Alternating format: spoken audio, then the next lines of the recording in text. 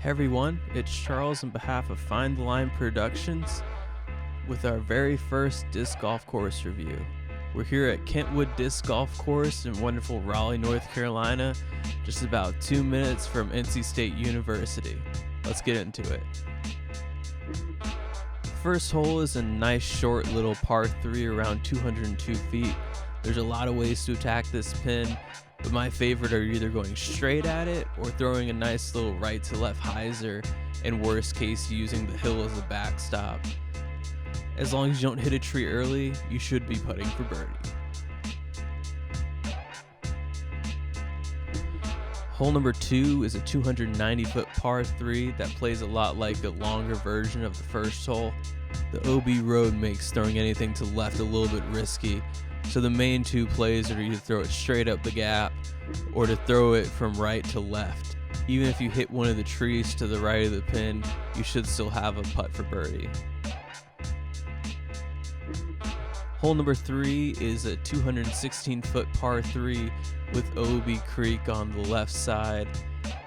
The safe play is to throw a straight shot over the ditch in the middle and end up somewhere on the other side of this bridge.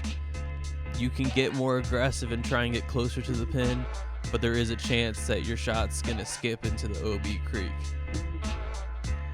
Hole 4 is a par 3 at 224 feet that's a little bit of a pick your poison. You can either ride the tree line on the right and try and finish left, or try and avoid the tree on the left and finish right. I personally like to ride the tree line because you have a nice little hill to the left and behind the pin. Whereas if you go a little bit too far right, you could end up trapped in the woods and having to pitch out for a par.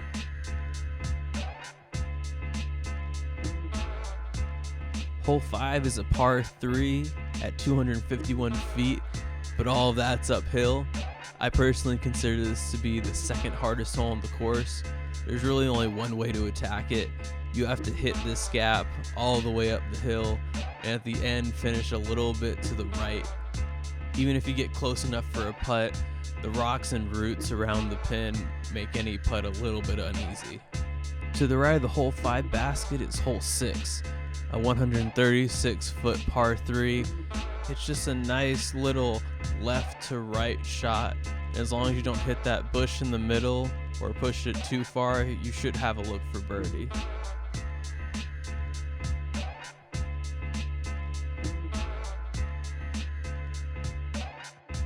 Hole number 7's kind of like a little brother to hole number 5. It's a par 3 at 212 feet, but the elevation definitely makes it feel a lot longer than that. Really, the only goal is to either go to the right or left of this tree coming up in the middle. As long as you make it past that and don't go into the wooded parts on the right, you should have a decent look at a birdie putt.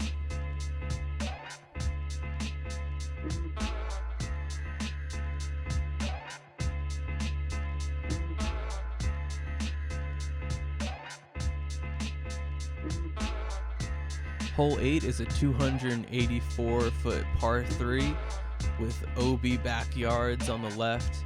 The distance isn't really a concern on this hole. With it all being downhill, it feels a lot shorter.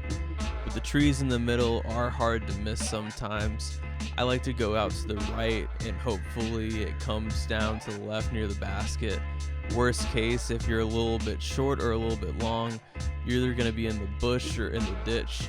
Either way, I'd rather be pitching out for par than shooting my second shot from halfway up the fairway.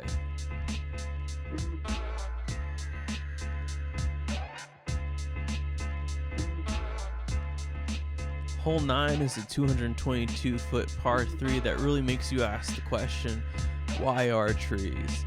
As you can see here, there's really not an easy line to get to the basket. I've seen way too many discs hit that tree at the end of the bridge. And even as you get closer to the green, there's trees that guard the pin. My shot of choice is to throw a nice little right to left hyzer out to the right and hopefully get around all of the trees and then work back to the pin.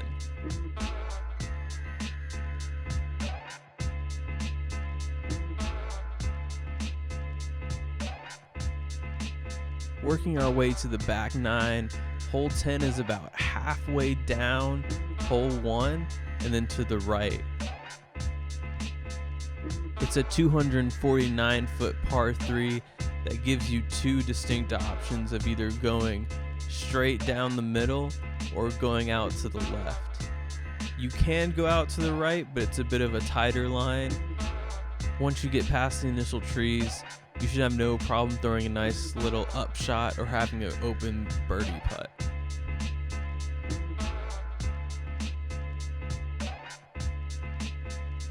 Hole number 11 is a 202-foot par 3 that's really just a straight tunnel shot. If you have to go one way or the other, I would suggest going from right to left. There's a little bit more room over there, but if you go right, you're going to end up in a bunch of trees and vines. That's going to be really hard to pitch out of. Once you get up to the basket, you'll see that it's a little bit guarded with trees surrounding it. It might force you to have to step out around a tree to make your putt, but if you're up there, you're definitely putting.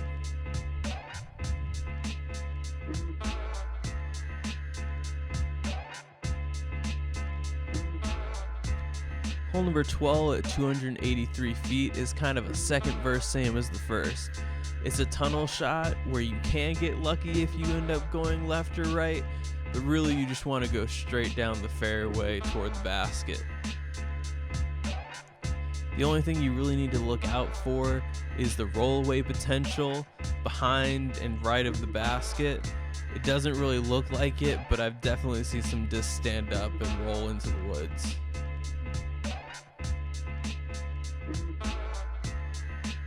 Hole 13 is a 291-foot par 3 that's also commonly referred to as the milkshake hole. The local rule is that if you split the trees in the middle of the fairway, the people you're playing with have to buy you a milkshake.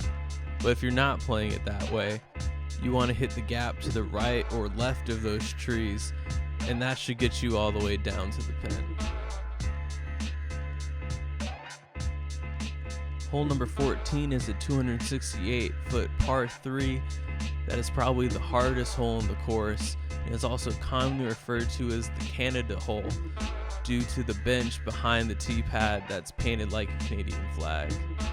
I believe the way the drone flying is the intended route to get there for birdie, but the safe play is to go to the right and throw a huge right to left shot that will hopefully get you near the tree. Either way, for me, it's a near impossible birdie. A par is fine, and you're just hoping you don't bogey it. Hole 15 is a 183-foot par 3 that to me is the grown-up version of hole 6.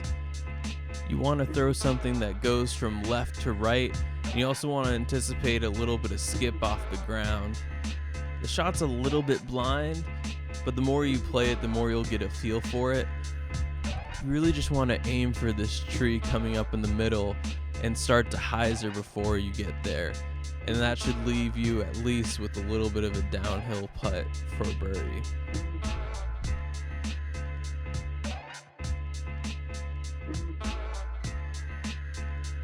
Hole 16 is a 181-foot par 3 with a little bit of a dog leg to the left.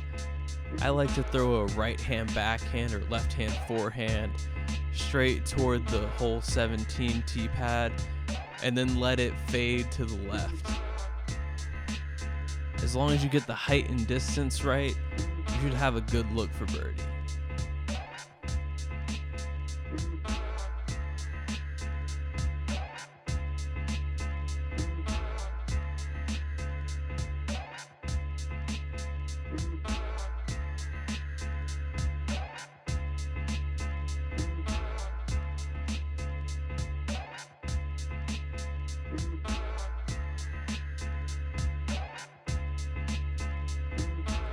Hole 17 is a 216-foot par 3 that's a lot like hole 16.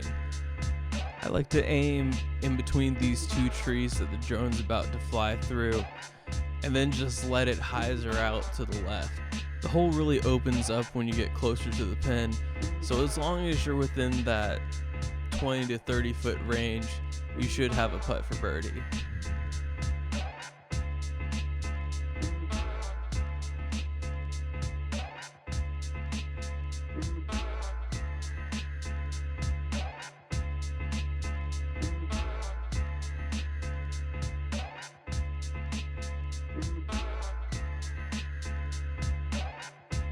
Hole 18 is a 256-foot par 3, and it really just hammers home the point that if you have a good straight shot on this course, you'll be just fine. You can either go straight through this gap the drone is flying through, or you can go a little bit to the left. As long as you get over the ditch and on the other side, you should have a putt. It might be obstructed by a few trees, but you'll have a good look for a birdie.